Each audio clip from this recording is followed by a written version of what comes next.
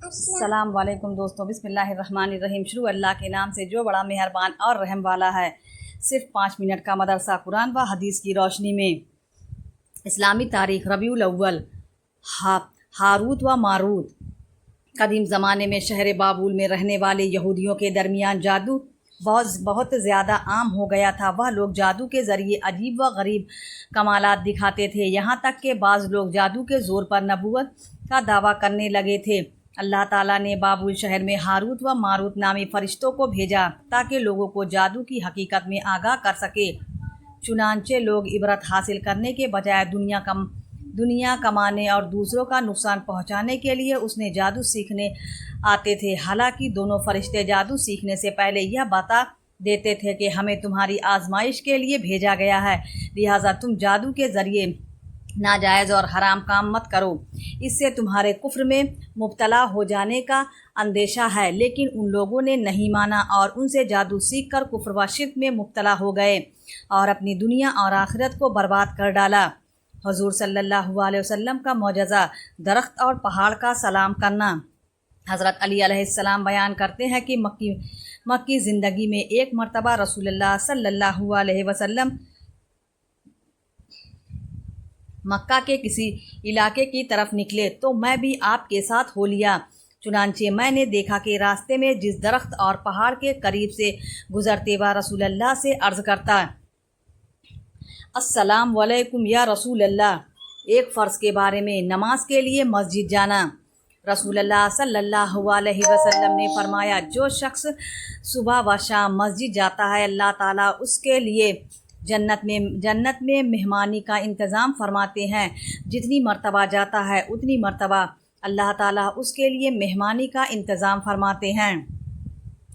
ایک سنت کے بارے میں، سجدہ تلاوت کی دعا۔ رسول اللہ صلی اللہ علیہ وسلم قرآن مجید کی تلاوت کرتے ہوئے آیت سجدہ پر پہنچے تو اس دعا کو سجدہ تلاوت میں پڑھا کرتے، سجدہ وجہی للذی خلقہ وشق سمعہ وبصارہ بحولہ وقوتہ۔ ترجمہ، میرے چہرے نے اس ذات کے لیے سجدہ کیا جس نے اس کو پیدا کیا اور اپنی قدرت و قوت سے اس کے کان اور آنکھ کھولے۔ ایک اہم عمل کی فضیلت، کثرت سے سجدہ کرنا۔ رسول اللہ صلی اللہ علیہ وسلم نے فرمایا، کثرت سے سجدہ کیا کرو، کیونکہ جب تم صرف اور صرف اللہ کے لیے سجدہ کرو گے تو اللہ تعالیٰ اس کے بدلے تمہیں ایک درجہ بلند کرے گا اور تمہارا ایک گناہ معاف کرے گا۔ ایک گناہ کے بارے میں، حرام چیزوں کا بیان۔ قرآن میں اللہ تعالیٰ فرماتا ہے، تم پر مرا ہوا جانور، خون اور خنزیر کا گوشت حرام کر دیا گیا ہے، اور وہ جانور بھی جس پر ذبح کرتے وقت اللہ کے علاوہ کسی دوسرے کا نام لیا گیا ہو۔ دنیا کے بارے میں، دنیاوی زندگی کی حقیقت۔ قرآن میں اللہ تعالیٰ فرماتا ہے، تم خوب جان لو کہ دنیاوی زندگی بچپن میں کھیل کود اور جوانی میں جیب و زینت اور ایک دوسرے پر فخر کرنا، اور بڑھاپے میں مال و دولت میں ایک دوسرے سے اپنوں کو زیادہ بتانا ہے۔ آخرت کے بارے میں، قیامت کے دن کا سوال۔ رسول اللہ صلی اللہ علیہ وسلم نے فرمایا، انسان کے قدم قیامت کے دن اللہ کے سامنے سے اس وقت نہیں ہٹیں گے جب تک اس کے 5 چیزوں کے بارے میں سوال نہ کر لیا جائے۔ نمبر 1، اس کی عمر کے بارے میں کہ اس کو کہاں ختم کیا۔ نمبر 2، اس کی جوانی کے بارے میں اس کو کہاں خرچ کیا۔ نمبر 3، مال کہاں سے کمایا۔ نمبر 4، کہاں خرچ کیا۔ نمبر 5، علم کے مطابق کیا کیا عمل کیا۔ قرآن سے علاج۔ قرآن کریم میں شفا۔ اللہ تعالیٰ قرآن میں فرماتے ہیں، اے لوگو، تمہارے رب کی جانب سے تمہارے پاس وجاہت اور نصیحت اور سینے کی بیماریوں کے لیے شفا پہنچ چکی ہے۔ فائدہ، قرآن مجید تمام جسمانی و روحانی بیماریوں کے لیے شفا ہے۔ نبی صلی اللہ علیہ وسلم کی نصیحت۔ رسول اللہ صلی اللہ علیہ وسلم نے فرمایا، ظلم سے بچو، کیونکہ ظلم قیامت کے دن بے شمار تاریکیوں کی شکل اختیار کر لے گا اور بخل سے بھی بچو کہ کنجوسی نے ان لوگوں کو ہلاک کیا جو تم سے پہلے تھے۔ بخل نے انہیں ایک دوسرے کا خون بہانے پر ابھار اور بخل ہی کی وجہ سے وہ حرام چیزوں کو حلال سمجھنے لگے۔ اسلامی تاریخ اصحاب کہف۔ اللہ تعالیٰ نے قرآن کریم کے سورہ کہف میں اصحاب کہف کا تذکرہ کیا ہے۔ 3 صدی عیسوی میں روم میں دقیانوسی نام کا ایک مشرک بادشاہ تھا۔ اس نے رومیوں میں بت پرستی کو عام کرنے اور عیسائیت کو ختم کرنے کی کوشش کی۔ اسی زمانے میں چند نوجوانوں نے بت پرستی کو چھوڑ کر ایمان قبول کر لیا تھا۔ ان کو بادشاہ کی طرف سے اپنے دین اور اپنی جان کا خطرہ لاحق ہوا تو انہوں نے اللہ کے حکم سے ایک غار میں پناہ لی۔ انہوں نے لوگوں کو اصحاب کہف کہا جاتا ہے۔ اللہ تعالیٰ نے ان پر نیر طاری کر دی اور وہ غار میں سوتے رہے۔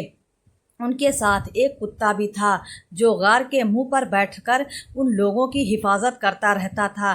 پھر اللہ تعالیٰ نے 309 سال کے بعد انہیں اپنی قدرت سے جگایا۔ ان میں ایک شخص اپنے زمانے کے پرانے سکے لے کر کھانا خریدنے کے لیے شہر میں آیا تو لوگوں کو ان نوجوانوں کا علم ہوا۔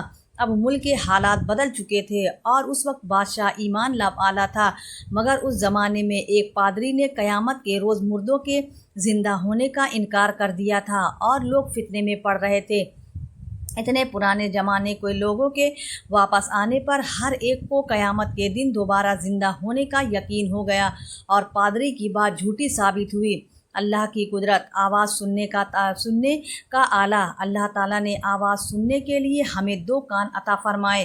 ان کے ذریعے ہم مختلف قسم کی آواز سنتے ہیں اور اس کی خوبی و کمال اور کیفیت کا پتہ لگا لیتے ہیں۔ بعض آواز بڑی عمدہ اور دلکش ہوتی ہے جسے سن کر دل کو بڑا سکون ملتا ہے، اور کبھی انہی کانوں سے خوفناک درندوں کی آواز سن کر اپنی حفاظت کا انتظام کر لیتے ہیں۔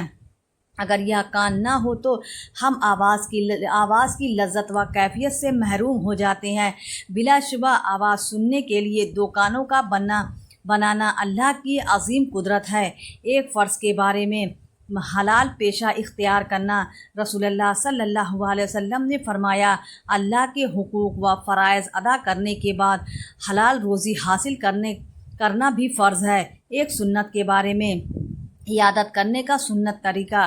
رسول اللہ صلی اللہ علیہ وسلم نے فرمایا، مریض کی مکمل عیادت یہ ہے کہ اپنا ہاتھ اس کی پیشانی یا اس کے ہاتھ پر رکھیں اور پوچھیں کہ طبیعت کیسی ہے۔ ایک اہم عمل کی فضیلت، چھوٹ جانے والے وظیفے کو بعد میں ادا کرنا۔ رسول اللہ صلی اللہ علیہ وسلم نے فرمایا، جو شخص اپنا رات کا وظیفہ یا اس کا کچھ حصہ ادا کیے بغیر سو گیا اور اسے فرض اور ظہر کے درمیان پڑھ لیا تو اس کے لیے لکھا جائے گا کہ اس نے وہ وظیفہ رات ہی کو پڑھا ہے۔ ایک گناہ کے بارے میں چغلی کرنا۔ رسول اللہ صلی اللہ علیہ وسلم نے فرمایا، اللہ کے بندوں میں لوگ ہیں جو چغلیاں کرتے ہیں اور اس کے دوستوں میں جدائی ڈلواتے ہیں۔ دنیا کے بارے میں، دنیا کی زیب و زینت۔ رسول اللہ صلی اللہ علیہ وسلم نے فرمایا، مجھے تم لوگوں کے بارے میں جس چیز کا سب سے زیادہ ڈر ہے وہ دنیا کا بناؤ سنگار ہے جو تم پر کھول دیا جائے گا۔ آخرت کے بارے میں، منافق اور کافر کا ٹھکانہ جہنم ہے۔ قرآن میں اللہ تعالیٰ فرماتا ہے، آج قیامت کے دن نہ تم منافقوں سے کوئی معاوضہ لیا جائے گا اور نہ کافروں سے، اور تم سب کا ٹھکانہ دوزخ ہے، یہی جگہ تمہارے لائق ہے اور وہ برا ٹھکانہ ہے۔ طب نبوی سے علاج، بڑی بیماریوں سے حفاظت۔ حضرت انس علیہ السلام بیان کرتے ہیں کہ رسول اللہ صلی اللہ علیہ وسلم یہ دعا پڑھا کرتے تھے، اللہم انی اعوذ بک من البرص والجذام والجنون ومن سیء الاسقام۔ ترجمہ، اے اللہ، میں تیری پناہ میں آتا ہوں برص، جذام، پاگل پن اور تمام بیماریوں سے۔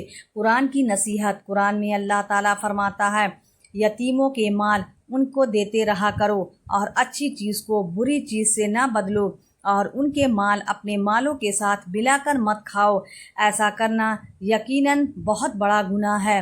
پیارے اسلامی بھائیوں، اگر آپ کو ویڈیو پسند آئی تو ویڈیو کو لائک ضرور کریں، اور ہمارے چینل کو ابھی تک سبسکرائب نہیں کیا تو سبسکرائب کر بیل آئیکن کو ضرور دبائیں۔ ملتے ہیں اگلی ویڈیو میں، تب تک کے لیے اللہ حافظ۔